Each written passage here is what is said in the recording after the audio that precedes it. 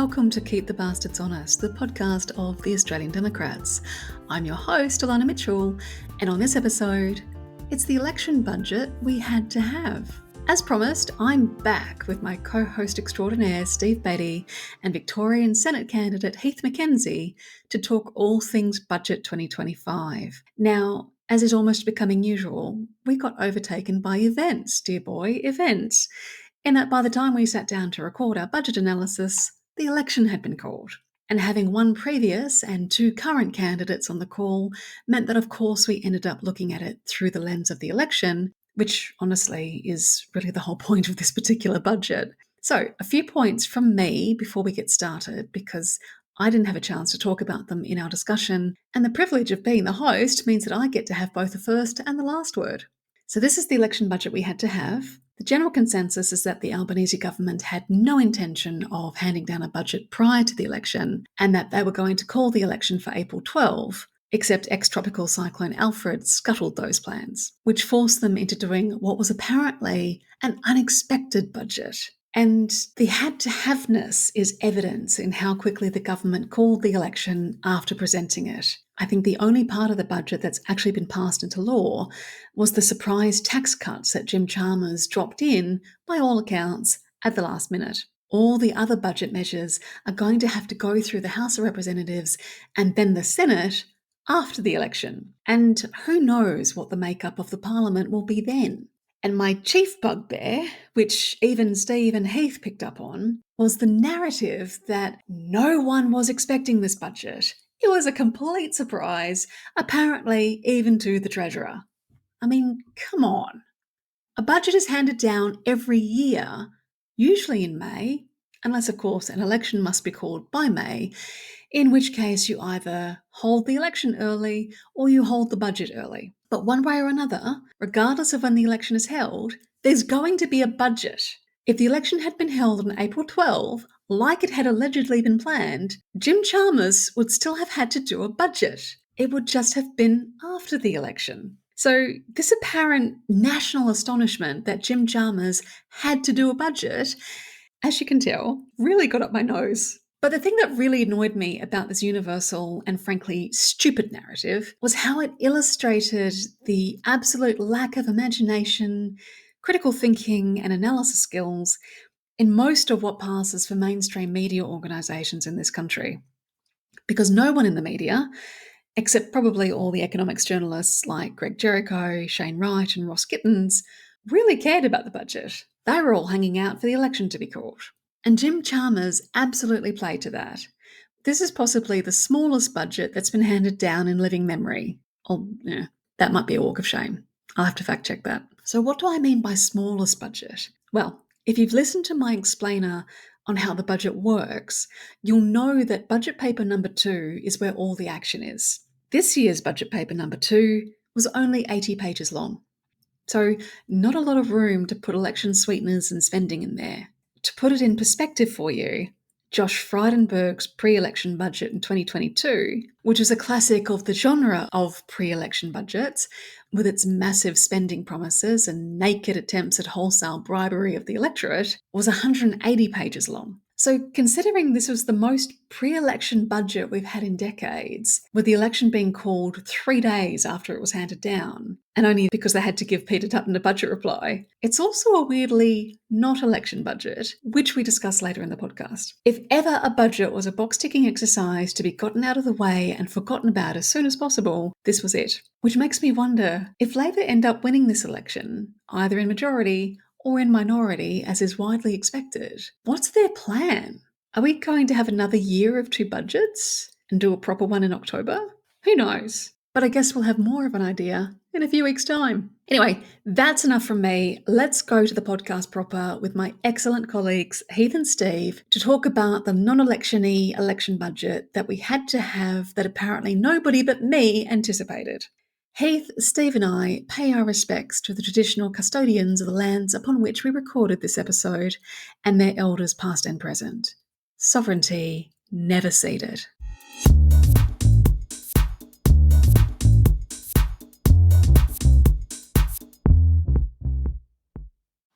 So, Stephen Heath, thank you. It is so good to see you guys, even though it is through a screen and not in person like the last time we caught up. No, thank you. Good to catch up. Yeah, indeed. Good to be here.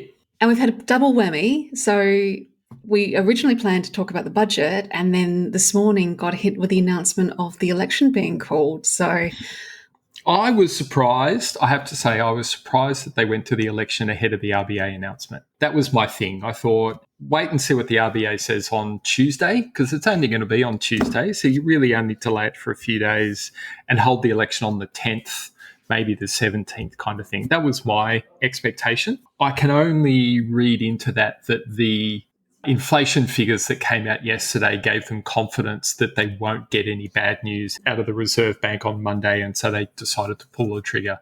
And I know we'll get into things like how inflation is looking and jobs growth and unemployment and that kind of stuff in the context of the budget, but I just felt that they would hold off. So when I woke up this morning and the Prime Minister was driving to the Governor-General's house, I was like, oh, okay, I got that one wrong. So I'll put my hand up and say I well and truly got that one wrong. I was only talking to somebody yesterday confidently saying, no, they will wait. And he didn't. There you go. The timing of the announcement isn't what surprised me. I think I was doing insiders on Sunday, so it kind of gave you the impression maybe he was going to call something. Yeah. But I must admit that the election date is what surprised me. I was so confident they were going to go with the 10th. Purely for and only on the basis of one thing is that the 3rd is on the tail of 2 long weekends in a row, and so there's the final 2 weekends of the campaign are both long weekends where people are out of town or whatever, and then the weekend after which would have been the 17th, is I think the last possible day they could have had it, and then you've got that risk of if anything does happen where you don't have a safety buffer. I know that's unlikely, so I thought, okay, that would play into the 10th, albeit Mother's Day was on the 11th. So I think they've just tried to keep it away from Mother's Day to look after all the mums out there. So yeah. My assumption was the 17th, because when the April 12th date got scuppered by ex-tropical cyclone Alfred, I was saying to our campaign comms manager, if I was advising Albo, I would have gone, mate, go for the 17th. You've accepted the fact that it's a May election. You might as well just eke it out for as long as possible. Leave Dutton and the press gallery twisting in the wind, because that's going to drive them absolutely mental. But also my argument was that the polls were starting to turn in Albanese's favour. And if I was Albanese, I would have wanted to have bought bit more time for Dutton to come under scrutiny and give Dutton a bit more time to trip himself up. And look, being 3 hours behind you two, I was deeply shocked when I woke up this morning, because it was on by the time I surfaced. And so it's been a day. Well, and there's the financial side of it too, is that, the independents are screaming for money because they weren't expecting it to go this long. I mean, the expectation was April 12. We're now, that's it's now going to be 3 weeks. What's that, 3 weeks later or whatever? So, they're all, screaming for money. So maybe that plays into Labor's hand a little bit, that they maybe had the insight, so they could have been a bit more frugal and saved some pennies for later on. But you imagine the financial side of it is going to pinch just having those extra weeks. So, they could have stretched it out an extra couple of weeks knowing that they were going to do that and been in a position at the end. Okay, well, that's the election. Goodness. So, and we will come back to it. We definitely, we will come back. Yeah.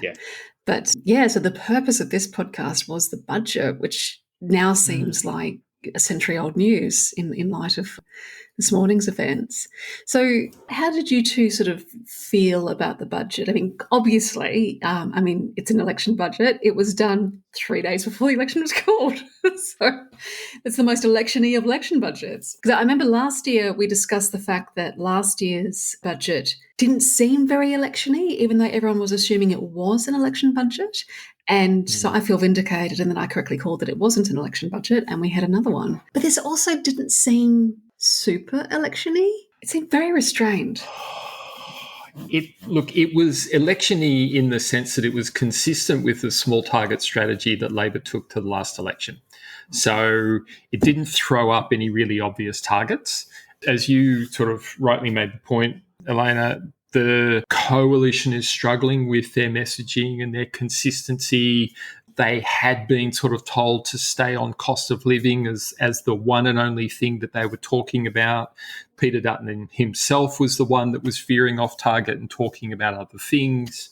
And so from a political point of view and setting up for the election, you really didn't want to stub your toe if you're Jim Chalmers and Anthony Albanese. Like, that was the main thing. The number one thing out of this budget was to not do anything stupid and boneheaded that got you off on the wrong foot, and then meant that you had to spend the next week or 2 weeks trying to recover instead of using some momentum and going for it. So I wasn't expecting anything particularly ambitious or groundbreaking or any of that kind of thing out of that budget, and I was well and truly got what I expected. You were vindicated. Yes, I very much got a very vanilla budget. Very vanilla budget. Yeah. Yeah. I think, look, ultimately, when you've come off two surpluses and you're about to deliver a deficit and at the 11th hour before an election that they would have liked to have had out of the way by now, then you scramble and you find a way of distracting people. And credit to Chalmers here and the Labor Party, their distraction technique of a tax cut, the way they rolled it out, absolutely worked, because the media lapped it up and bought it and, were completely hoodwinked by it. And so, I can't believe, we weren't expecting this. And, it's modest. I mean, it's $17 billion to the economy. My big issue with that particular one is that, and this is a big thing with the Australian Democrats, obviously we want bold structural tax reform, okay? So well thought out, look at the whole picture and go, okay, we want to look at the whole system and see where we want to capture money from and, who should pay the most, who should pay the least and the like. I think Jim Chalmers actually acknowledged this publicly, that this was his idea. It was literally just a brainwave, and he went, oh, you know what, let's do this. And everyone went, yeah, sure. Not only is it just a brainwave, and he got everyone within the party to agree, and Treasury of course, and whatever else that has to happen. But then they've gone and got it through the House in 24 hours, through both houses in 24 hours, which is just not the way. I'm not going to call this significant tax reform, but it's not the way this sort of reform. It's not the way legislation should happen. Full stop. No, I think you quite reasonably, it just shouldn't happen like that at all. Absolutely, you drop a surprise on budget night, and then 24 hours later, you've done a deal to get it through. It's like, okay, where does it fit in the overall scheme of things? It's not really cost of living relief because it doesn't kick in for a while, and it literally goes from 16 to 15 next year and 15 to 14 the following year. But what is it? It's not reform. It's just a weird little system. So it's like, okay, this isn't. I think we can be better than this as a nation and as a parliament. They need to be better than this. And that was probably the most disappointing thing. And then just the overall messaging from Jim Chalmers, I felt like the overall message was, we're driving towards a cliff and I can't find the steering wheel. And it's like just a little bit troubling that, he's already trying to set up excuses for the next term when they're not even that sure they're going to win. So just a really strange messaging. And the smiling thing, we thought, I was chatting to someone the other day, and the fact that someone just said, look, if you just smile all the way through this, it'll seem like you're doing a really great job and you're really comfortable with everything. And I don't know if that really washed. I don't know if it worked. But anyway. Yeah. I think the thing for me, Heath and Elana, on that point around the tax cuts, and you're right, like it was this sort of little distraction. If you're going to throw around like a few $1 billion to help somebody, then help job seeker recipients, help disability pension recipients, help, because they're all living below the poverty line at the moment. Helping people who are earning $45,000 a year or above, admittedly, it helps a significant amount of the working population, or most of the working population, but there's 3 million people living in poverty who are doing it worse off. So if you're going to, just sort of throw some money around, throw it their way, for God's sake. Throw it towards someone who will sort of look at an extra $5 or $7 or $10 a week and go, I can make use of that, and it will make a significant material difference to me. That's the bit that sort of bugs me. And then to sort of follow it up with, well, we can't afford everything, but apparently we can afford shit like this. That's like, yeah. That's what. And I guess when you partner it, sorry, Elana, when you partner it with the energy bill relief, which I think they're extending for 6 months or something like that. But when you partner it with that, which is just, okay, let's not fix the problem with having, like, the fact that the government are having to provide energy bill relief instead of fixing the problem of why we're in this mess in the first place, right? Yeah. But you're partnering with that. It's like we're not into addressing the root cause. We're not into looking at the structure of this and fixing the problem. We're just shifting the deck chairs, and it's like, come on, guys, like we can do better than that. And I'm sure, we'll touch on the coalition's plan later on. But obviously their thing is just to, with the fuel excise, it's like, my goodness me, this is just so poorly thought out. Like, you've got time, people. You've got departments of people to work on this. You've got some of the, I would imagine some of the brightest financial minds in the country at your disposal. And the best you can come up with is, here's a few $100 towards your energy bill, or here's a little bit of relief on your fuel bill, which, again, he's pushing it as here's relief for families, all the rest of it. It's like, yeah, but who buys the most fuel? They're the ones who are going to benefit the most. Like, it's like, are we not? And it's not being called out. The media weren't calling. I haven't heard anyone actually calling me out on that. So yeah, look, there's some good things. The thing with Chalmers' budget, there's some good bits in there. There's some help. There's some important things in there which we'll touch on. And this is, I guess, the problem with this whole term of government is they're not great at communicating the good, and sometimes just the way they go about it means that you end up with a sour taste in your mouth, even though the meal was delicious. Yeah, because the thing that I have to admit, I was very, very peeved with what I felt was such a massive missed opportunity to actually just do the right thing. So yeah, sure, look, the tax cuts, fine. They don't kick in for another 12 months, so they're not going to hit inflation. For everybody earning less than $45,000, they'll come in handy. That's great. They could have raised JobSeeker by $100 a week for less than half of what they're spending on the tax cuts. So they're spending almost $18 billion on tax cuts.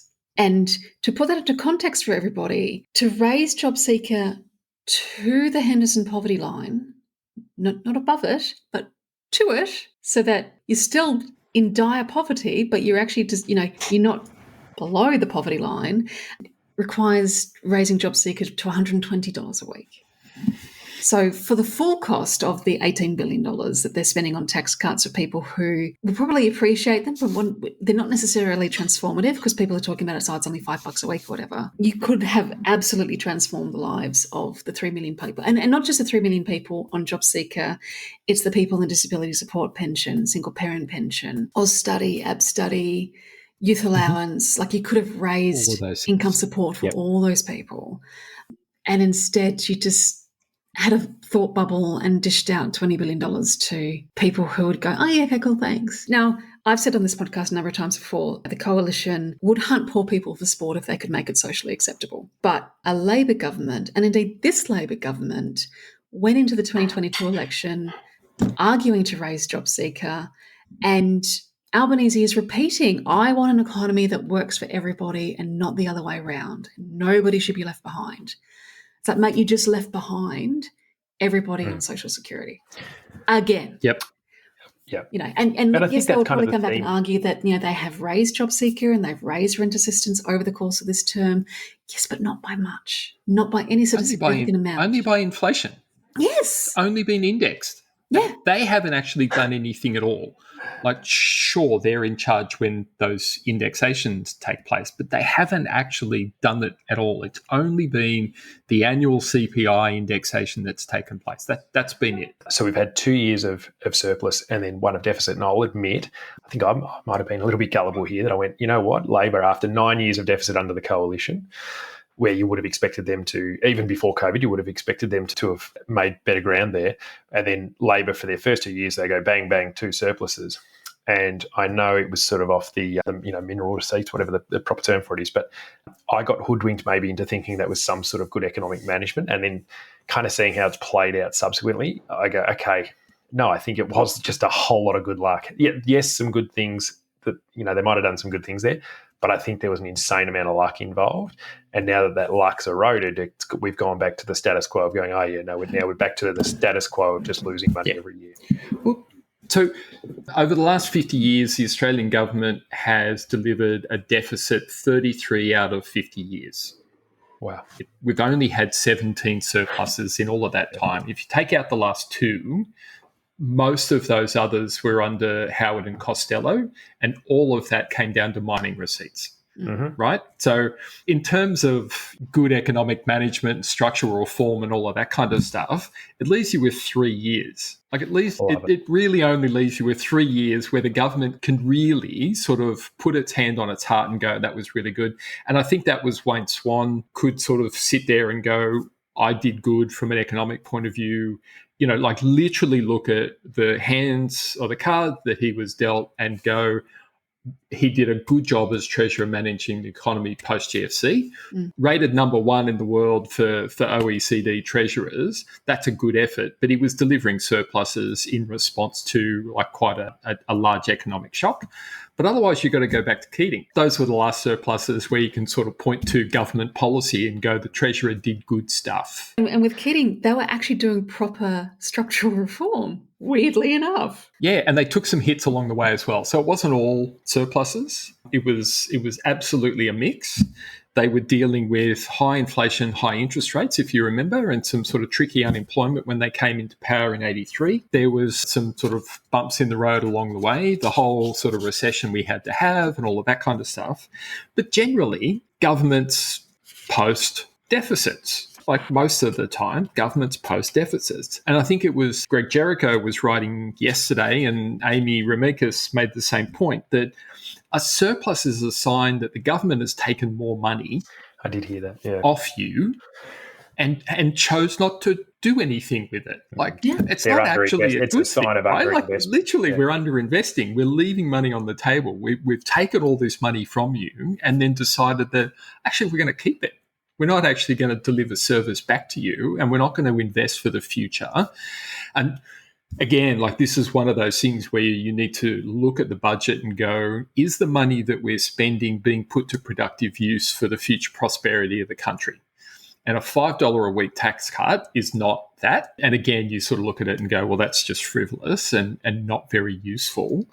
Absolutely, the coalition was guilty of that, spending a lot of public money without much to show for it, and some really poor choices and poor ways of spending it. You know, like we sort of expect more. But look, they got lucky with the iron ore receipts. Like, yes, they chose to use it in ways that allowed them to say we've posted a surplus. And at the same time that you're posting a surplus, again, telling job seeker and other benefit recipients that, look, sorry, but there's no money, and financial responsibility or fiscal responsibility says you need to stay in abject poverty, is a bit harsh, especially for a supposedly left-leaning government. Those aren't necessarily things I'd pat myself on the back for if I were the AFP.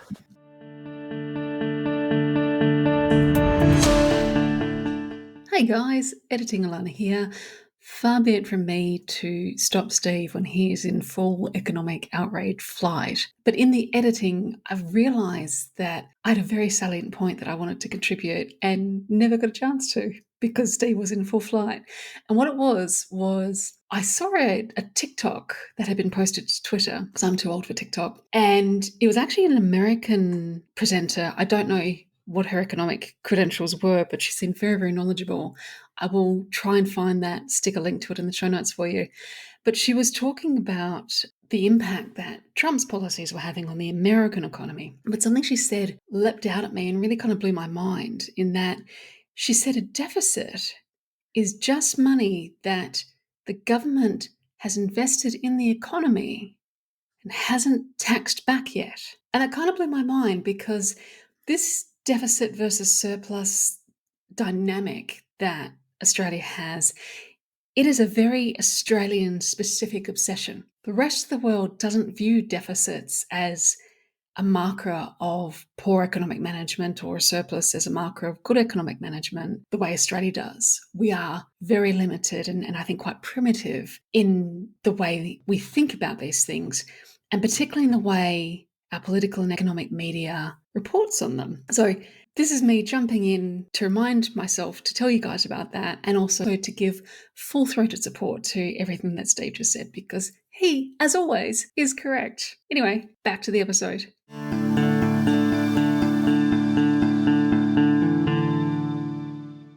something that stood out to me quite a lot in this term of government is that this is a really crude way of putting it, but the Liberal Party are at least up front with how little they care about people to some degree. True.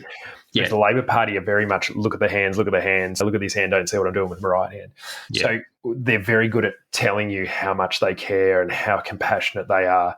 And you look at Tanya Plibersek's record on the environment, and you hear her talk, and you'd think she was the love child of Bob Brown, and Mother Nature. So it's ridiculous, right? And then, but they're really good at saying, okay, here's all the wonderful things we do. Here's how lovely we are, and we're so good, and we're so great to her, and we're compassionate, and the actions just don't reflect any sort of truth in that. And then the other point I wanted to make just on what you were saying there, Steve, is for the benefit of the listeners, we had the Australian Democratic National Conference a couple of weeks ago, and you presented, Steve, some really good data and a really good chart, a good visualisation of Australia's economy and how big a chunk the mineral sector makes up of that economy. And when you see the influence that a good year digging stuff up out of the ground can have on our economy, just because of the ratio, the chunk of the pie that it makes up. That's right. Yeah. A little bit of a shift there. And it's alarming. And rather than going back to our original point of rather than having structural reform to say, yep, this is, we need to do all the things with offshore gas and all the other parts of that sector that we could more adequately charge to help do things like, as we say, JobKeeper. One of the big things I'm on about is the NDIS. It's on shaky ground. Again, both sides say they really want to support it long term, but there is a little bit of uncertainty there around the long-term funding of that as it gets more and more expensive.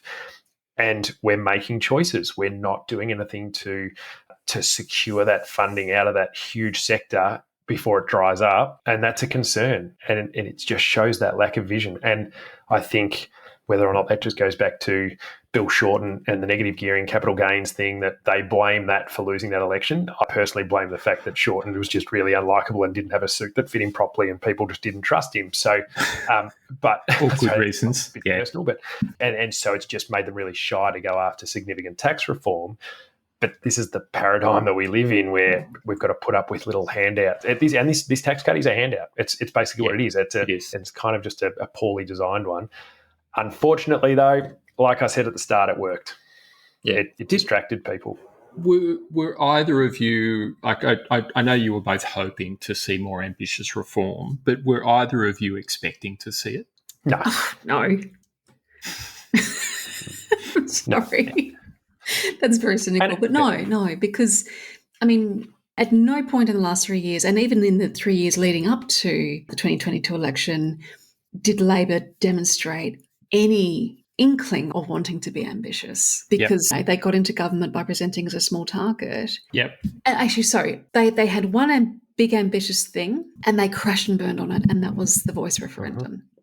Mostly because they didn't do their homework. They didn't spend this term putting forward the case for it and persuading the nation that this was something worthwhile and something we can all get behind, and it is a very small ask and it's not going to have any material difference to 97% of the population, but a huge difference to the 3% of the population it did impact. Although I'd challenge the 3% even like that. I don't think they even properly. There's that too. I don't think they even properly consulted and got it right from the perspective of 3%. So, God, no. That's right. No. And that's probably a topic for another podcast. But that was their one sticking their head above the parapet. Let's be a little bit ambitious. And then they promptly got their helmet knocked off. And they have I mean, and not just that they lost momentum because of that, they are quite distinctly unambitious now in response to that. So they've had two knocks. They had 2019 that knocked them off stride because they should have won that election. They actually had ambitious, clever, good policies that should have delivered the victory and didn't. Yeah. So and they have profoundly taken the wrong lesson from that particular defeat. And if you recall, I mean, Albanese announced the voice referendum on election night as part of his acceptance speech. That's right. And then proceeded to do nothing to sell it. He gave Dutton like a 9-month-long head start and then spent 6 weeks going, well, now it's up to First Nations people to convince the rest of the country to go ahead with this, and then seemed really shocked when it failed. And it's knocked his confidence big time. Like you look at the difference in his demeanour, specifically Albanese, his demeanour before and after that result. he's stuttery. He's not confident in his own words. His presence, he's over, like, not that he was ever statesman-like, and that was never his thing, right? Yeah. I had no faith that he was going to be a good prime minister, but I honestly believe he's a good bloke. Like, the word you get is that he's a good bloke. I just had no faith he was going to be a good leader and a good prime minister. But the problem is he's now not even confident within himself that he can do the job because of that result. And I think that's now flowing through so many other parts of their function. And it's really starting to impact. The fact they're even in a position where Peter Dutton is a serious chance to win this thing is a horrible indictment on the Labor government and Anthony Albanese. Like, this should just be the easiest win. Just chalk it up. As soon as he becomes opposition leader, after they do a review into why they lost the last one, and they said, we're going too far to the right, we've got a problem with women, and they go, what's the solution? I know. Let's go and put Peter Dutton in charge. And they would just gone, Yahoo, we've just secured a double term, and now we're in a position where he could be a single term prime minister, and he's only got himself to blame, like he only had himself to blame for the Voice. And it just shouldn't be in this position. Jason Murphy at Crikey, in his sort of initial response to the budget, opened his article by saying, I wasn't sure, and I'm paraphrasing, that he wasn't sure if Labor actually wanted to win the next election. And he said, and this budget indicated that someone in their ranks has managed to unearth a sense of survival, and now they're doing something about it. I suspect that person is Jim Chalmers, because Jim wants to be Prime Minister one day. But Jim wants to be Prime Minister. Oh, yeah. And possibly Jason Clare as well. There's probably a couple of people who are going, oh, hang on, we actually need to win this next election. And the thing is, you put it in context, so everything that you just laid out, Heath, 100% on point. But on top of that, history was on their side too. There hasn't been a one-term federal government since, I think, 1931. That might be a walk of shame. And I'll have to double-check that. Dearest listener, editing Elana here, I did double-check that, and it turned out that I was right. So I get to be smug. I mean, from the post-World War II era, there's never been a one-term federal government.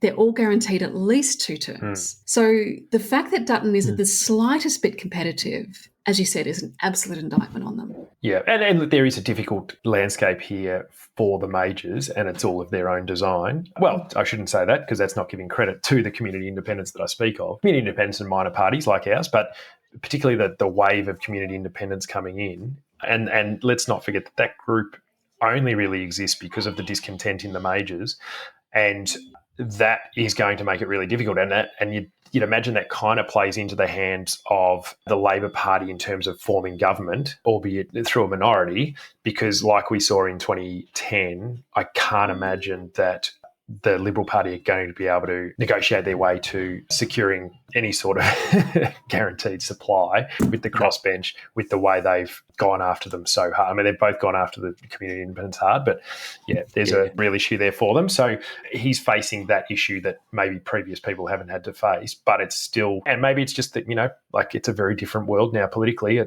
Voters are really understanding they've got a bit of power here. It's rocking the boat isn't as drastic as it used to be. You look at the last 10 years with Brexit, Trump, and all the other things that have happened, it's all of a sudden it's not that drastic to kind of cause a ruckus, and people are going, yeah, all right, let's do this. It feels chaotic anyway, so why not? That's right. Yep, drastic times, drastic measures. Yeah.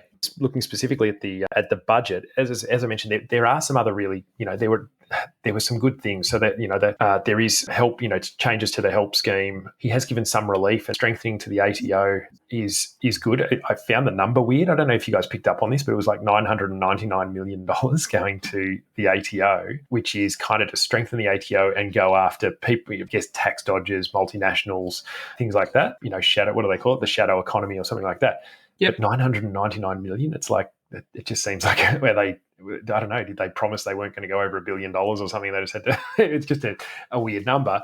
But I don't mind that, right? And there's going to be some people that say, this is ridiculous. It's just extra red tape and whatever else. It's like, well, no, I reckon they're going to probably, if you strengthen, as we can see with the the NAC or ACCC or any of these bodies, it's like you need to invest in them. The ATO, you need to invest in these organisations if they've got any chance of prosecuting their mandate of actually going after people who are doing the wrong thing. And we fail to collect $40-odd billion a year in taxes owed. So that's not taxes that have been avoided somehow through accounting and otherwise legal means. This is legally declared taxes owed that haven't been paid. Well, then you start going, well, what might we do with an extra $44 billion a year? Quite a few things, actually. Like we could actually do quite a few useful things. But that kind of money, like $1 billion almost to the ATO to help with enforcement and that kind of thing, pays dividends. And I know like there was a stat in the US, because they're going through this process of cutting back on staff in places like the Internal Revenue Service, that every dollar spent on enforcement in the US delivers $9 in revenue. So cutting money there is actually problematic, to the point where the IRS released an estimate earlier this week of revenue foregone, estimated revenue foregone up to April 15 as a result of the staffing cuts through efficiency at $500 billion. Love it. In revenue foregone. And the article made the point that the entire expenditure of the US government, the entire mechanism, all of the machinery of government that is oh so problematic, with defence to the side, so take defence spending out of it, everything else, all your education, your vet services, your health, your, like you name it, is only $900 billion. Jeez. Yeah. So a little over half that has just been basically evaporated due to efficiency. You use the word problematic, and it depends on perspective, right? That's problematic if you're a government trying to collect money. Sure. If you're a wealthy billionaire person trying not to pay it, then if you've got in just to try and feather your own nest, all of a sudden you're like, hey, here's I'm rolling in feathers. Here's for me and my mate. A chance for me and my mates not to pay as much as we should. I like the idea of doing that. And if you look at something like the NAC, for instance, I thought it was really troubling that when that story came out around Peter Dutton and in 2008 getting the bank shares on the eve of the bailouts, right? Now, it smells to high heaven, and they may not be able to prove there was wrongdoing, but the old pub test, I don't think there's a person in Australia that's honest with themselves that would go, I think that's just coincidence. That happens all the time. Did that great video where they're like, what are you doing, mate? He's like, what's that? Like, is that ComSec? Have you got ComSec open? No, I was just having... No. I was just checking. Yes, just checking. So I don't think there's much doubt in my mind anyway that something went on there. My concern with that situation is, why was it up to the dirt unit of the Labor Party to find that out? Like that should have been picked up much earlier by an anti-corruption commission that is fully funded to go after this sort of thing and investigate this sort of thing. It should not be up to a dirt unit of your opposition. Right. Yeah, that's crazy. And it was a fairly straightforward search too. It was just looking at the declared interests and going, that's interesting, like some interesting timing. Let's dig into that just a little bit. But the guy who only ever invests in property does a one-off transaction a day before the government announces a bailout of the banking sector to buy a bunch of banking shares. You say that smells fishy, like it stinks. I mean, that's just that bit. I mean, and again, that's just that one, right? I mean, I'm trying not to get too much onto the major party kicking bandwagon tonight, but I only recently found out. I can't believe I didn't actually know this, but I think what's the number? $300 million that Peter Dutton's worth. Now, that's the estimate. I don't care how hardworking you are, and the idea that, I was from a poor background, I'm a copper, and then went into politics where, even as a minister, what you're earning maybe 350K plus a few little entitlements. The idea that you can amass $300 million when it's a pretty big job, like he would be working a lot of hours a week. It's not like he's got time to go and flip a place and do a quick reno. Like we're not talking, selling houses in Australia here. Like and I think he's, the story is his dad does it and whatever.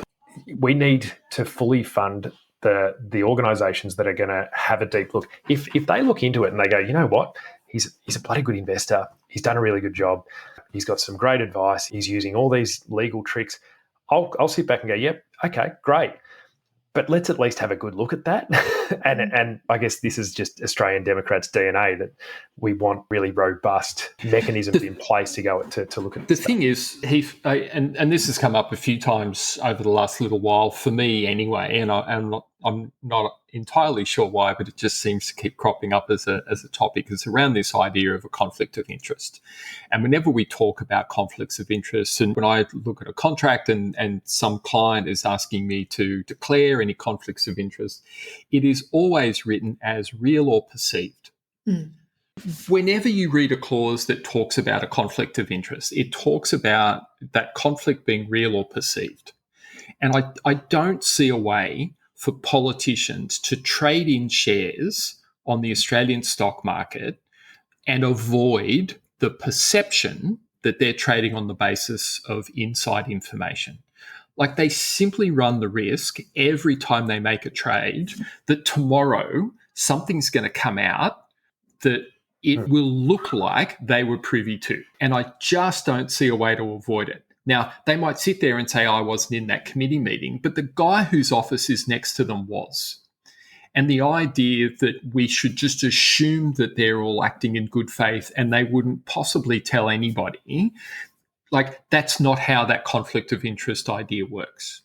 So in order to avoid the appearance of problematic trades and problematic communications about things that might be about to happen, you simply don't trade shares. It should be the thing that's going on. And we've talked before, and Elana, you and I have spoken on the podcast years ago in relation to Christian Porter about the use of blind trusts and what are they and how are they utilised. There needs to be a stronger mechanism in place that says park your assets and leave them alone if you want to be in Parliament.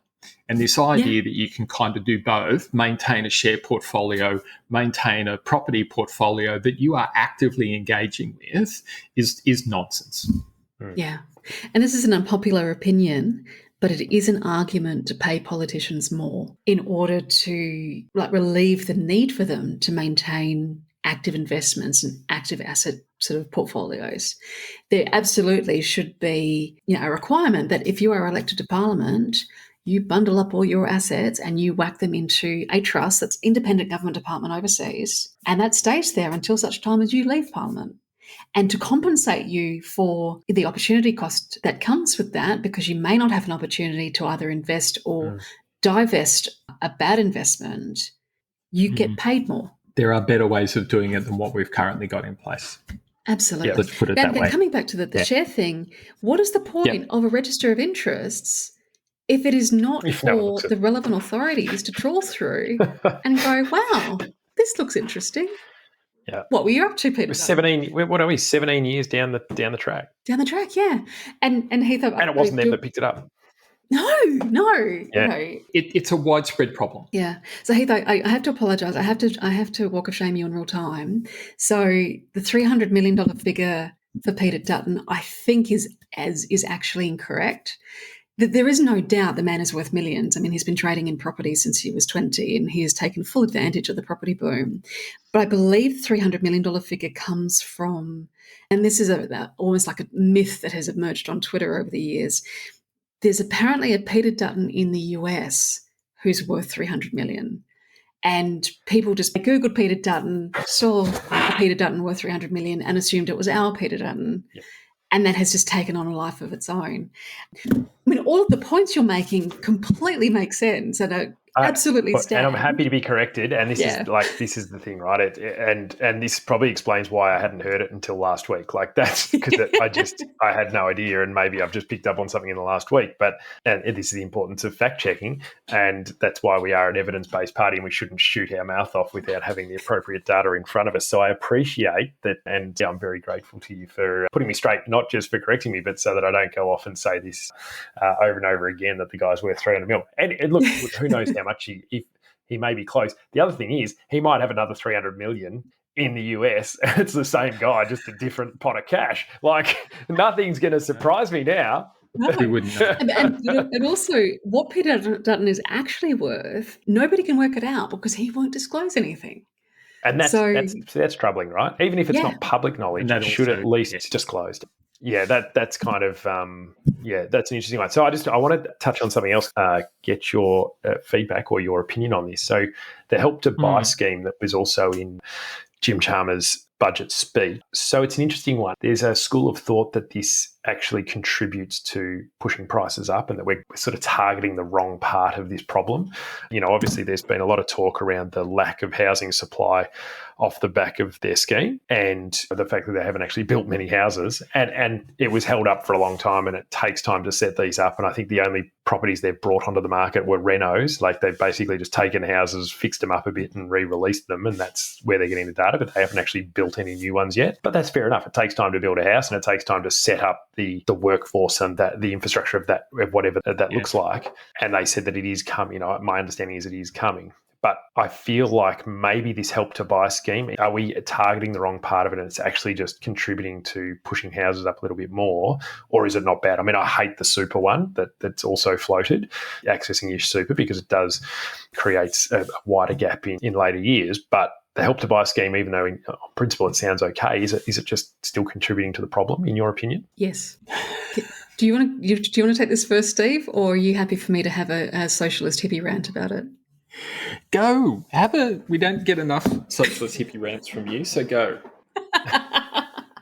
So what frustrates me about all of the solutions to the housing crisis that both of the major parties are putting forward, Labor's ones are less bad than the Coalition's. The Coalition one, we'll be here all night if I get started on the Coalition ones. Mm-hmm. I will detour briefly to say that the rating your super to help buy a house is a very bold assumption that anybody under the age of 30 has any super to rate in the first place, but that's probably another topic for another podcast. So I've been ruminating on this for the last few weeks. Our comms manager, Emma, actually said to me, "Well, you're sounding a bit Marxist," when I was having a rant to her about how we should actually solve the housing crisis, which probably meant that I was kind of on the right track. But my frustration is that all of these solutions, the fundamental error that they're making is that they're trying to address the market as it is configured and as it operates and exists at the moment. As you said earlier, Heath, they are not addressing the root cause of the problem. And so all anyone's trying to do is help the 1/3 of the population who do not currently own a house but would like to join the ranks of the 2/3 of the population who either own a house outright or have a mortgage over a house. But they're not solving the barriers to entry as to why 1/3 find it impossible to purchase a home. And it's because the other 2/3 are basically hoarding all the houses. Now, over the past 20 years, that 2/3 have quite legally, quite reasonably, quite logically seen an avenue to build their wealth and set themselves up for retirement by purchasing housing and renting it out. And that's great. Nobody should be ashamed of that, but it has led to a massive market distortion where everybody in Australia has this mentality that they must own a house and then they must purchase property in order to rent it out in order to build wealth.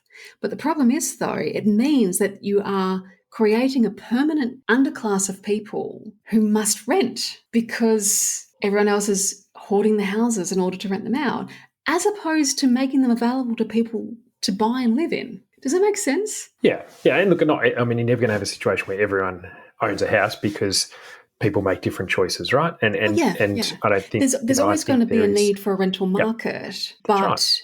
The gap between there's a whole section of the community who 30, 40 years ago would have been able to buy a home to live in and would have had that security and that slow building wealth vehicle. They are now locked out of the housing market. So you've got the people who historically would never been able to afford a house. They're really screwed. They're the ones who are currently homeless. It's my generation, and I think, Steve, you're just creeping into that generation as well. I was in my early 20s when the housing market went bananas.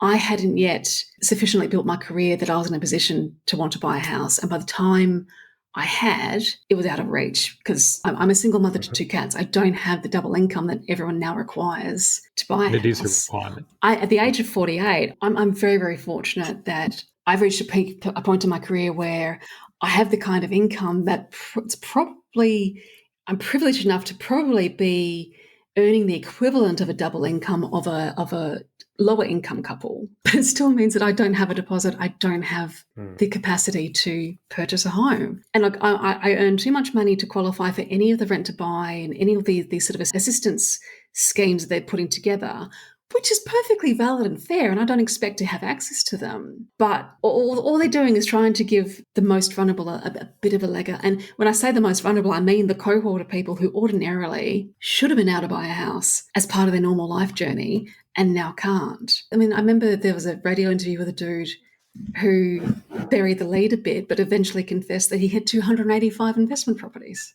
So my Marxist rant a few days ago to Emma was basically we need to break the market and start again. We need to take the perverse incentives that are built into the market out of the market and basically encourage people to give up their investment properties and enable the people who would ordinarily have bought those and lived in those houses the opportunity to buy them. And it does mean lowering the cost of housing. And that will then in turn mean that everybody who's bought into the Ponzi scheme over the last 10 years and who would end up with negative equity, we would also have to compensate those people. And then you've also got the housing supply thing that you'd have to do this in a way where it maybe slowly transitions, because the government have effectively abandoned their responsibility to provide social and affordable housing, right? That's something that needs to happen, because there's no incentive for developers to do it. And if I'm a developer, I have a responsibility to myself to make money, and I have a responsibility to make sure that things don't fall down within the 7 years of the building guarantee. I don't have a responsibility to the country to do the heavy lifting that the government's not doing. And because when there's no incentives within the system to do that, I don't know too many property developers that are out there going, I'm going to do this because it's the right thing to do, even though it means I probably won't make money on this project. Yeah, none of them. Yeah, the government can do it as a cost neutral exercise where they, like they do in the UK, you provide it, it's low rent, but over the lifetime of that property, it'll get paid off. And at some point, you can actually offer that as a discounted sale price to the person who's rented it for a long time and enable them to then purchase that property. There's creative things like that where it doesn't actually cost money in the long term. They've paid it off. We already do that with the Defence Housing Authority. That is the exact model that's in place with the Defence Housing Authority. Right? Like literally just make it the National Housing Authority and roll that model out more broadly. But that is exactly what's in place. So start building social and public housing, start making it available to people who would otherwise either struggle or not be able to afford it, take them out of the rental market so that you've got less incentive for people to be investing in property as a rental thing, and start winding back some of these structural incentives that encourage property investment and property speculation. So the CGT discount, which is heavily distorting, and the negative gearing on mortgages on an investment property, that whole cycle, and you can see it quite clearly in the data, it absolutely is perverse, and it has been in place for 25 years. But those two things combined are relatively straightforward, relatively well-agreed principles in terms of those would have a significant impact on the problem. In particular, the social and public housing, like the National Housing Authority, if it took that defence housing model, would absolutely help the several 100,000 Australians who are struggling with homelessness and secure housing, who are in and out of shelters, who are in and on and off the streets. Help them. That's awesome. And we know that that pays dividends in a whole raft of different ways in terms of the impact on our health system, the impact on crime rates, the impact on the perception of a neighbourhood, and other property values in the neighbourhood go up if you deal with homelessness in that area. You look at the model in Finland where they've reduced homelessness by 95% and the flow-on effects to their society are enormous. It's not just helping the person who now has secure housing, but it is helping the society as a whole. It shouldn't be a radical idea, and yet here we are again, and it's still tinkering around the edges. So things like the Help to Buy scheme don't address either of those two issues. Using superannuation to form a deposit doesn't help the issue, probably makes it worse, and definitely hurts with the retirement funding.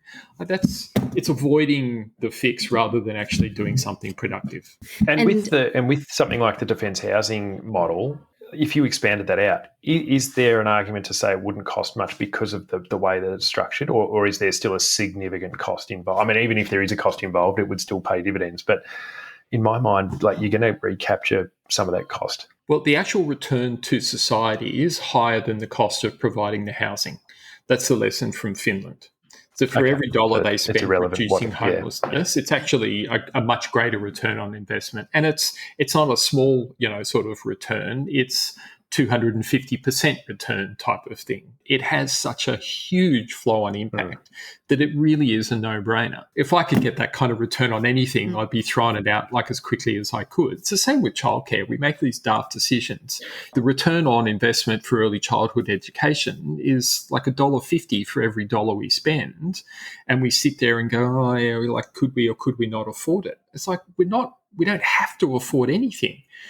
Like, if I said to you, Heath, give me $100 and I'll give you 150 back, you wouldn't hesitate at all. You'd be reaching straight for your wallet and throwing money at me. And yet here we've got the government with, for political reasons, not willing to make these really smart policy investments. Yeah, and it's 100% political reasons. I mean, I've had conversations with people who are sort of 10 to 15 years older than me who managed to get onto the property market before it went completely nuts. So they're sort of like the last generation that managed to actually get property before it went crazy. Two things. Number one, they don't understand that the path they followed, which is starting off buying a shitty little 2-bedroom apartment in a not very salubrious area and then slowly working their way up, they don't understand that that shitty little apartment in the not salubrious area is now minimum $500,000, depending on what city you're living in. So it's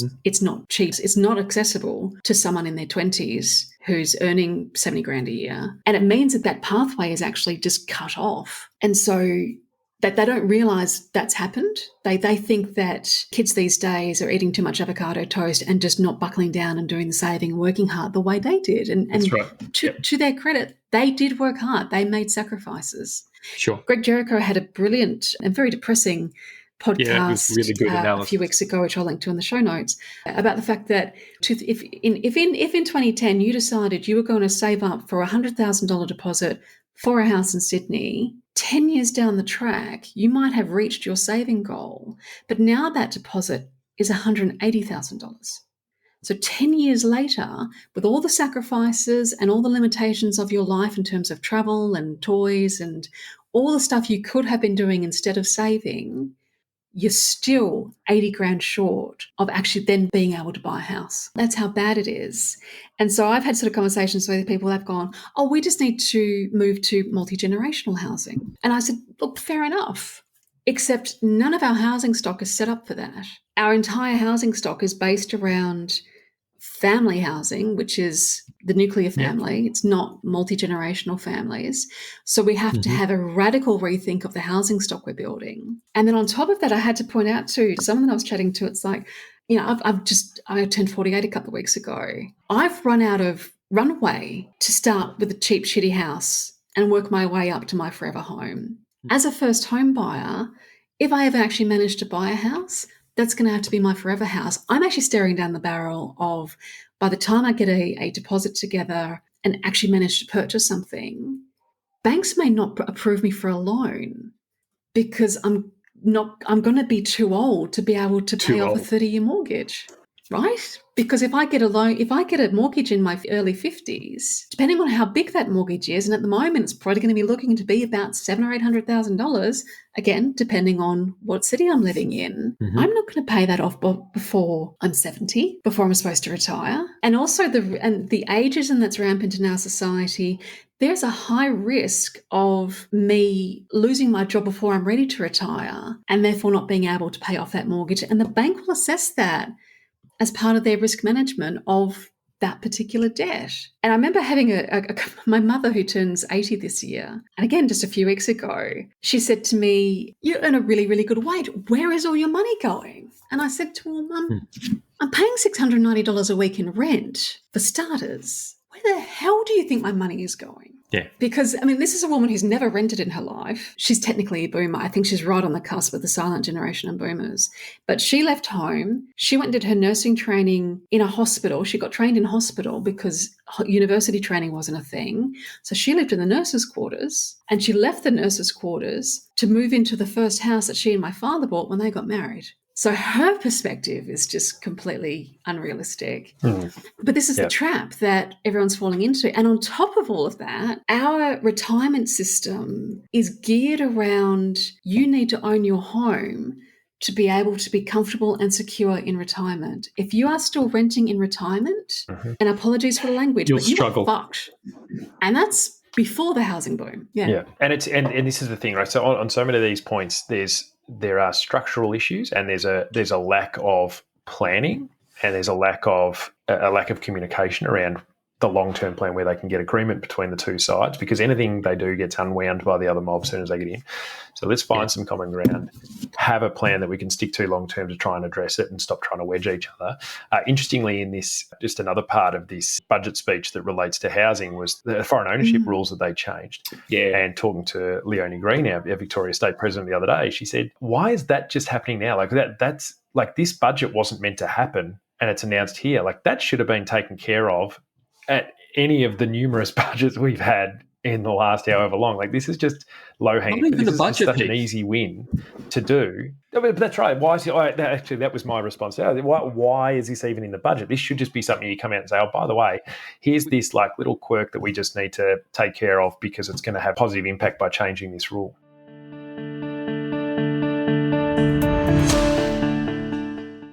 Hi guys, editing Elana here yet again. Just in case you, like me, missed what on earth the foreign ownership rule change that Heath was talking about was. It turns out this is actually a recycled announcement that found its way into the budget. So according to the Australian Tax Office, on February 16th, 2025, the government announced that it will impose a temporary ban on foreign purchases of established dwellings for at least 2 years and crack down on land banking, which, yeah, in context, that makes sense. Like, I'm actually astonished that this was not already in place, but I honestly thought that it was. So there you go. The more you know. Anyway, back to the pod.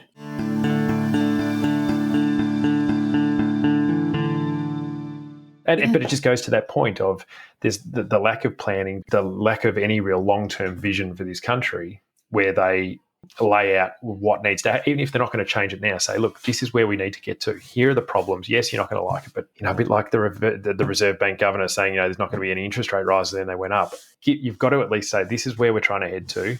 Don't try and make too many decisions planning along this path because we're actually not going to follow that path. We need to move over here, so you need to stop doing that.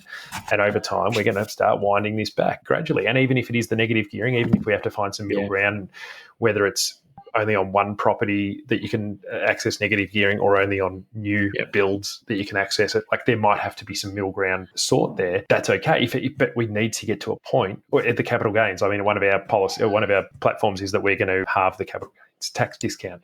So even if that's a gradual decline, like with tax cut they've given us, where it's a gradual thing over a few years, like everyone has to kind of come together and say, where do we need to get to?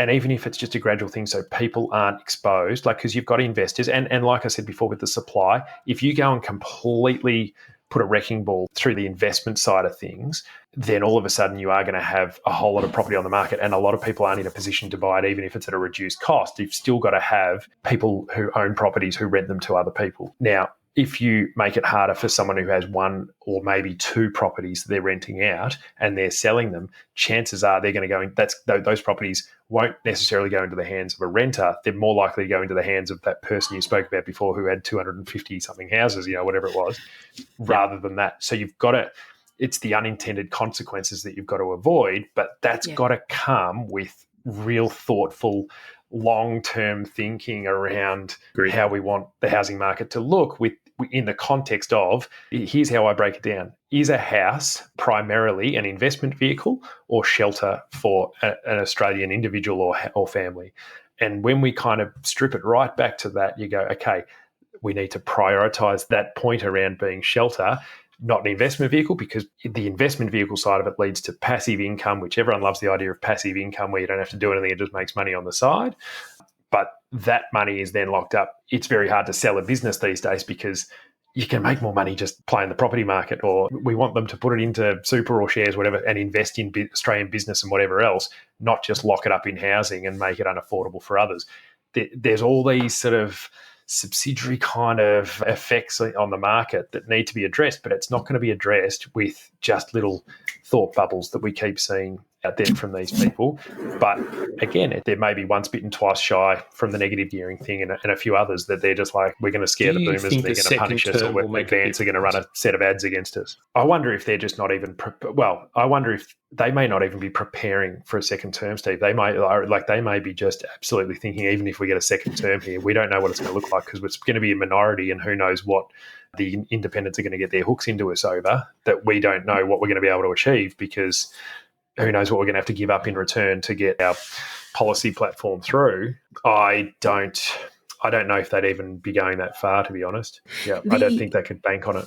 Completely right, Heath. And I think the harsh truth that no one has begun to address yet, that the 2/3 of property owners, and particularly the investment class in this country, are going to have to accept, is that everyone is going to have to make sacrifices on this. So a lot of the rhetoric I get from older property people is, they don't come out and say this directly, but they're kind of implying that my generation, which is Zennials, so very, very late stage Gen X, Millennials, Gen Z, Gen Alpha as they come up, we're just going to have to accept a lesser standard of living, either because we're going to be renting our whole lives, or we can't get a nice house with all the bells and whistles and a backyard. And so that there's kind of this unspoken, you guys are just going to have to make do with less. You're just going to have to make that sacrifice if you want a property. And you know what? Sure, I don't have an issue with multi-generational living. I'm assuming that most people get along with the rest of their families. But if we're going to make that shift and live more like Europeans do,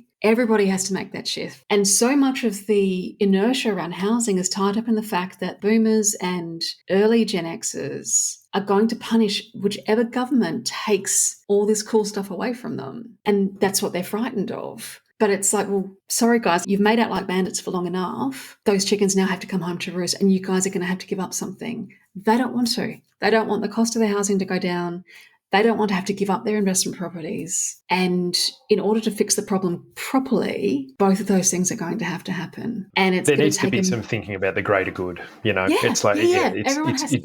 We desperate times. So you've got an opposition that will absolutely turn this into a political shit fight, because that's the only response they know how to do vis-a-vis the voice. But also you need a government that is willing to essentially give, not just give a double-fingered salute to the opposition and their game playing, but is willing to sit down and have that really difficult conversation with the electorate and sell them on it and persuade them, and bring the country with them and convince the country of the greater good and the reward as a nation that we will get from that. And I don't think any of those people are sitting in Parliament right now. Maybe, just maybe, those people are sitting on the crossbench. And I'm thinking of David Pocock in the Senate. He's probably the only person that springs to mind who might have a chance of doing that. But everybody else is either playing politics or they're hanging on to their vested interests, and indeed the conflict of interest, because you just look at the register of interest as to how many MPs hold investment properties. They are part of the people who are going to have to make those sacrifices. That's right. And they hold the levers of legislation, which comes back to the whole, unfortunately, you need to put your assets into a trust and not touch them if you're going to be in Parliament. And unfortunately, David Pocock is one of the senators in the territories who have to go up for election every 3 years, not every 6. So there's always a risk he won't get back in. But yes, you're right that there's a bit, and this is unpopular for a political candidate to say, but the electorate also have to change our approach here, right? They're not completely without blame in this situation, because we've had opportunities to do this. And like I said, with the tax cuts being the distraction that actually worked, we're all about short form. We've got short attention spans, and we're very blasé about the lack of political accountability and transparency in this country. Like we're kind of just letting this stuff happen. We're very apathetic to a lot of things that are wrong with this country, because we are still doing pretty well compared to most other countries, right? We've got a good standard of living, as much as we're kind of moaning and groaning about a whole lot of things. Overall, there's a lot of things where we're still miles ahead of other countries, but also miles ahead of where this country would have been in a lot of times previous, and a hell of a lot of other countries been in their heyday. I am conscious of time. We haven't actually discussed anything to do with Peter Dutton, and I also want to just touch on the election quickly as well. Yes. Not that I want to give any extra airtime to Peter Dutton, because the media have done that quite well up to this point. I did find it interesting. Obviously, something that is a bee in my bonnet is the nuclear plan, and he seems to have got the hint that it's a bit of a howler and he's not focusing on it to a great degree. I think they've got the hint that maybe this is a bit of a stinker electorally, and they're trying to wind it back, which is absolutely fantastic. Yeah, but he got asked. He did not mention it until he was asked directly about it. And then he went back to his whole gas thing almost immediately. Like he was actually avoiding talking about it. It's just bonkers. And then even at one point, I heard him on 7:30 say, and he's now talking about 2035. Like he's actually, it was 12 years at one point, and now it's somehow become 10 years that he's going to have a reactor online in 10 years, which is just quite an incredible assumption or claim, or that's just not going to happen. That's so ambitious and unrealistic. In 10 years, yeah, I mean, Steve and I think potentially we have an episode where we spent 90 minutes demolishing. In 10 years, we could potentially run a cable from Japan into Queensland and power it that way. Look, I think it's welcomed. I must admit, I haven't focused too much on Dutton's overall plan that he laid out. I did find it interesting in that same 7:30 interview that he claimed that they've got to wait and see what happens, because they're going to be left with the $1.2 trillion debt that Labor's racked up, which is interesting given, any opposition just seems to think that this debt just all of a sudden appeared since the last election, or since that team got into power. If you look at the way the debt has increased over the last 15 years, when Tony Abbott was campaigning in the 2013 election, talking about the deficit spending and talking about national debt, the level of debt at the time was about $240, $250 billion. That was it. Now, over the next 9 years, the Liberal Party added $700 billion, $650 billion. And yes, they had to deal with COVID as part of that. So that's fine. But to turn around now and go, look at all this debt that Labor's leaving us with is just nonsense. And it really is sort of pure old nonsense. We should expect better from them than that. Yeah, ultimately, I'm thinking his overall messaging going into this race is negativity, the idea that he wants to have a referendum just to purely give a minister the power to boot someone out. It's like, okay, it's such a destructive mentality and such a negative mindset to have. At least, even though the voice failed, at least the essence of it was coming out of positivity and unity and everything else. Whereas a lot of his plans, they're negative. It's all about what we're going to not do, what we're going to stop, what we're going to break, what we're going to unwind, what we're going to do. But we'll see if it works. It's resonating with a portion of the electorate based on the polling. We've just got to wait and see how that rolls. Steve, do you want to take us out with your discussion of Chris Wallace's book? Look, so I held it up earlier just in case, but Chris Wallace wrote this wonderful analysis of, really it was a look at Labor's efforts in the 2019 election, but it was also a look at not only how to win an election, but also how to set yourself up for an election in opposition. And when you sort of look at what Chris had to say and look at Labor through 2020, 2021, they really only started to listen and do these things. And there are 10 ideas of what a government should do. And they're things like elect a leader who can do the substance and the theatre of politics. Put frontbenchers who bring voters along with them into key portfolios. Create policy winners, not losers. And there's 10 of these. And the last one is know every election is winnable, which I think is a salient lesson as we go into this campaign. Yep. This is absolutely a winnable election for both sides. They have to treat it as winnable. But one of the questions that I have had in my mind over these last 3 years, did Labor learn their lesson about how to win an election when they were in opposition, and have they applied that lesson whilst they've been in government?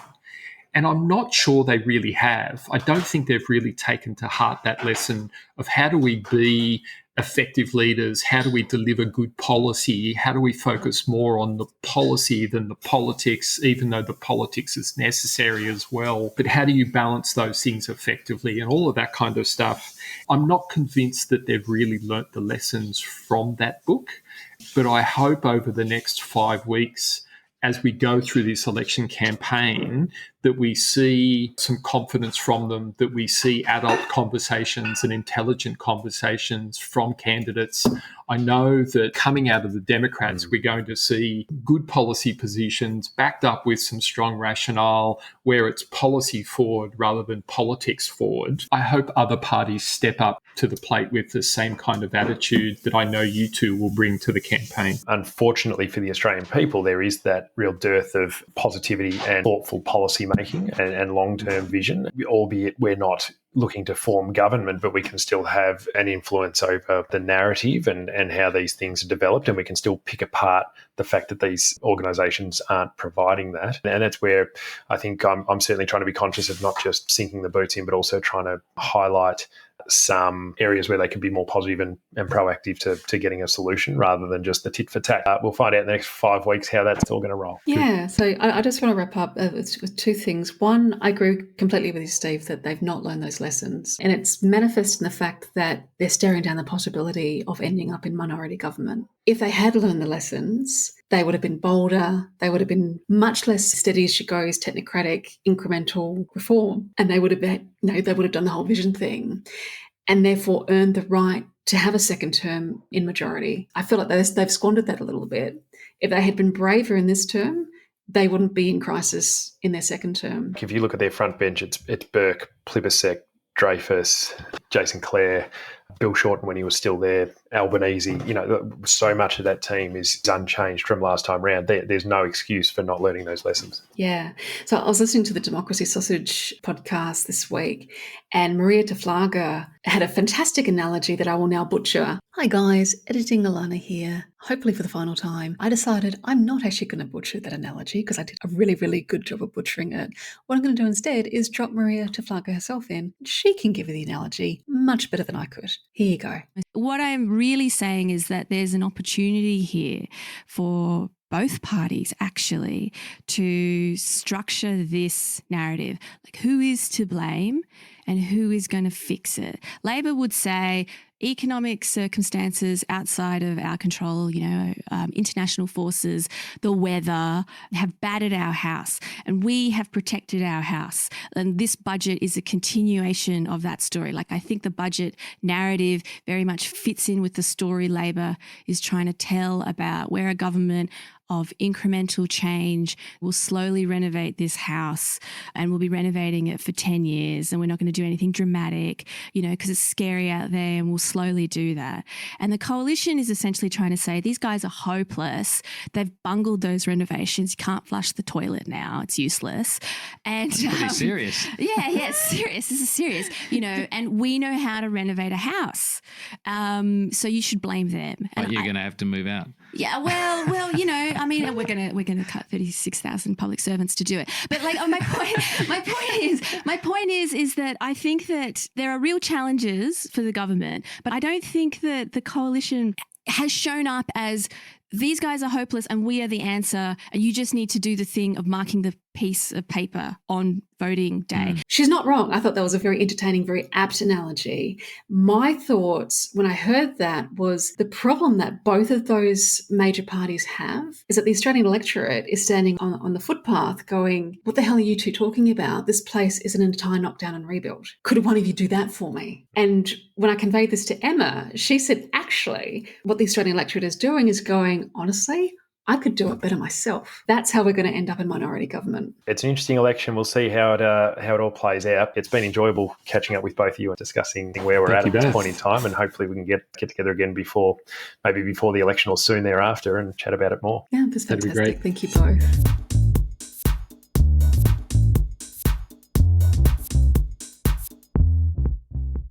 I know we didn't discuss Peter Dutton's budget reply much, but to be honest, there wasn't much to discuss. There were three main things of interest in his reply. One was the promise to cut the fuel excise for a year, which is straight out of the Scott Morrison pre-election playbook. And look how that worked out for him. It's economically and environmentally harmful. Economically, not so much for the hip pockets of the outer suburban families for whom this was clearly pitched at, but a cut in the fuel excise also lines the pockets of fossil fuel companies, either because they enjoy a cut in their fuel costs, or in the case of the oil companies, they get to raise the cost of petrol at the bowser to absorb the excise cut and increase their profit margins at the expense of those same outer suburban families dealing with cost of living. And then, environmentally, since temporarily cheaper petrol encourages the use of internal combustion engine vehicles, which means a delay in switching the nation's car fleet to electric vehicles, which means, at best, a delay in emissions reduction, and at worst, an increase in emissions. While Jim Chalmers' tax cuts aren't the hip pocket panacea Labor are trying to make them out to be, that is revenue foregone that genuinely goes back into your bank account, and it doesn't result in increased emissions. The second one was the much touted gas reservation policy. Now, as you know, I live in WA, and my state has a gas reservation policy. It means that 15% of all the gas produced in this state is reserved for domestic use. For example, to be used in WA by industry and households at considerably lower cost, since we're not paying the international price of gas. The reason why gas in the eastern states is so expensive is that all of the gas produced in the eastern states is eligible to be shipped overseas. So if state governments want to buy gas for industry and household consumption, they have to pay international prices for it. So what Peter Dutton is proposing is that the eastern states create a domestic gas reservation policy very similar to WA's, which on the surface sounds very sensible, which means you know there's a but coming. But the problem is that there is no spare gas supply on the east coast of Australia for Peter Dutton to reserve for domestic use.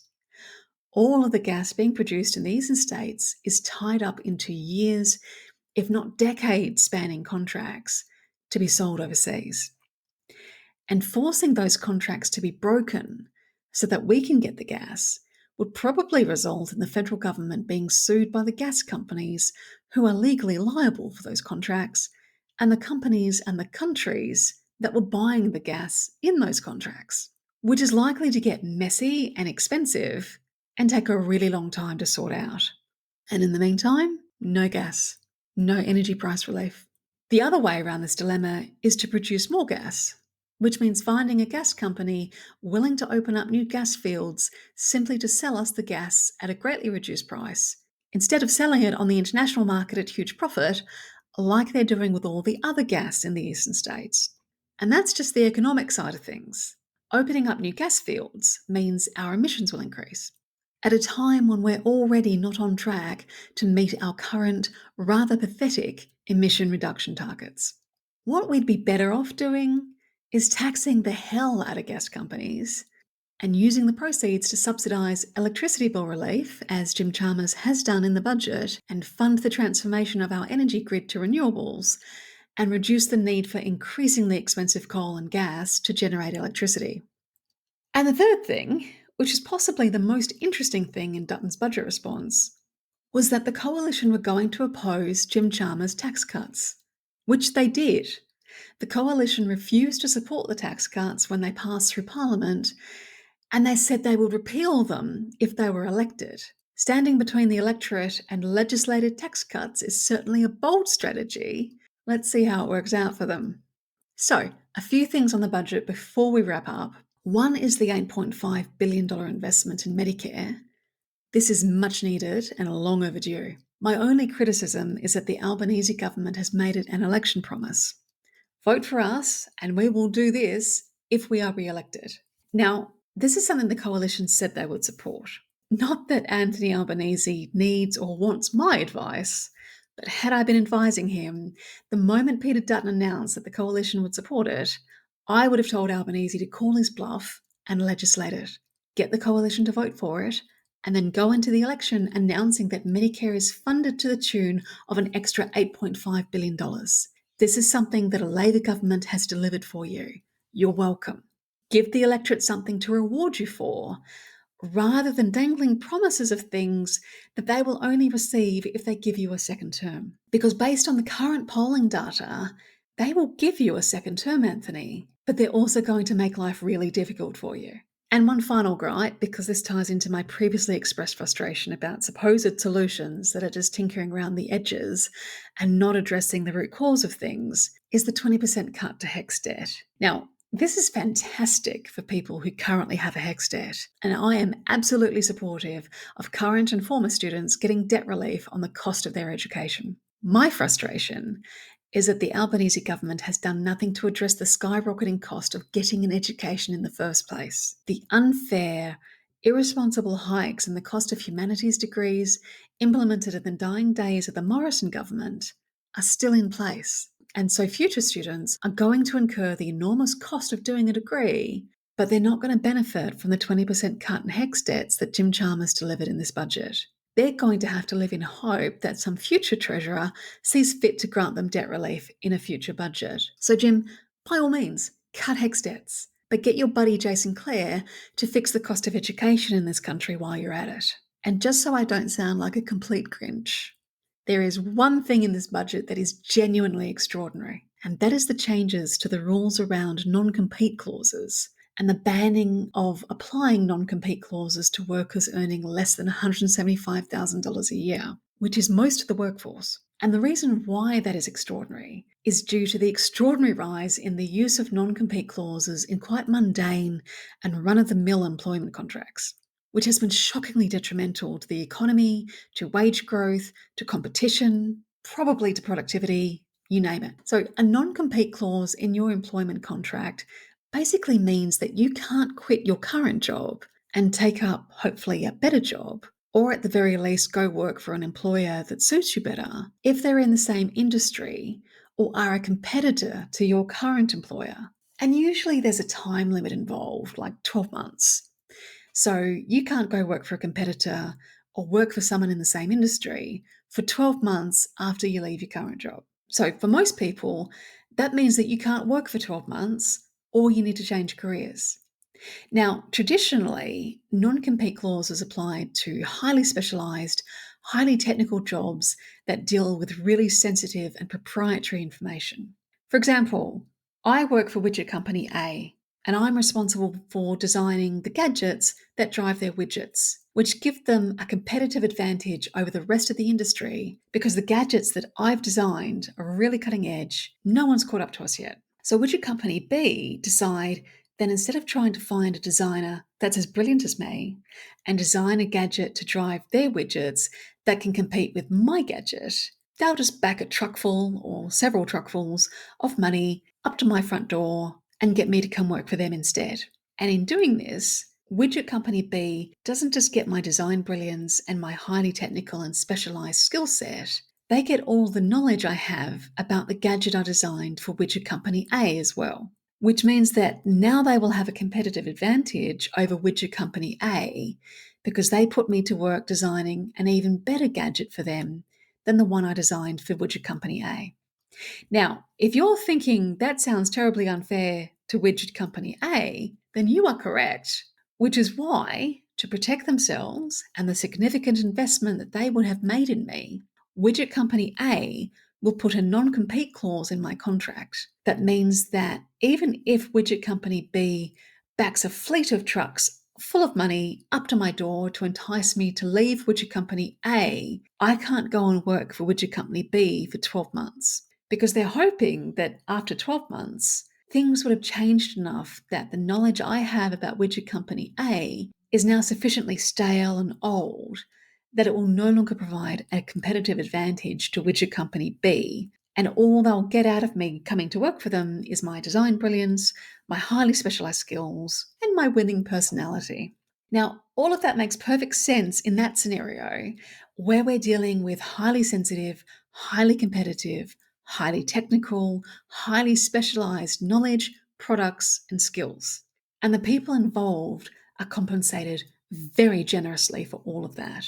It sounds completely insane to put that sort of clause into the work contract of an early childhood educator or a dance instructor or the casual working weekends at the local bottle shop. or the burger flipper working part-time at the burger flipping place. But non-compete clauses have become so rife in Australia that they're turning up in those sorts of work contracts.